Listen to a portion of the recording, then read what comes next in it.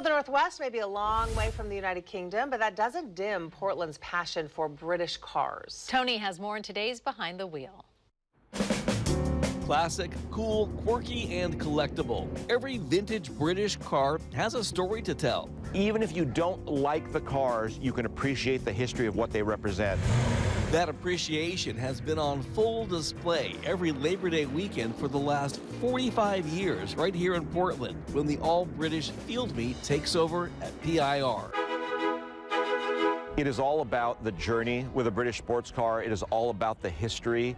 It is all about the romance. Historian, author, and British car authority John Nickus was the keynote speaker at this year's meet. He caught the British car bug very early in life. My first exposure to British sports cars was through my father, and I still have that car, and every time I get in and I turn the key, I don't think of the car, I think of him. As you can see, when it comes to owning a British car, it's personal. Almost every British sports car enthusiast, depending on how you started, is a multi-generational enthusiast. It's something handed down from fathers and mothers to sons and daughters. The All-British Field Meet is a 3-day event that includes tours, food, art, a swap meet, on-track activities, and more. But really, it's just a get-together for people who know their boot from their bonnet.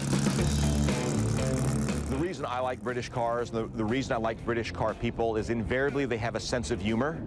And I think you have to in these cars. That's because at times they can be, well, a little temperamental. In these cars, that's a feature, not a bug, right? Because you want a car that needs you. You want a car that requires your involvement. Because frankly, if we wanted transportation, we'd all drive Camrys. The All-British Field Meet is tentatively scheduled to return to Portland next Labor Day weekend.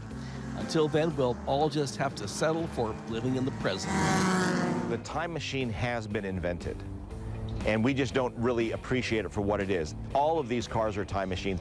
It is something that links us to our past and gives us a vision of what our future is, which is we're still going to have automobiles, we're still going to have people that love cars, no matter how our daily drivers are powered. These things will never go away. Tony Martinez, Fox 12 Oregon.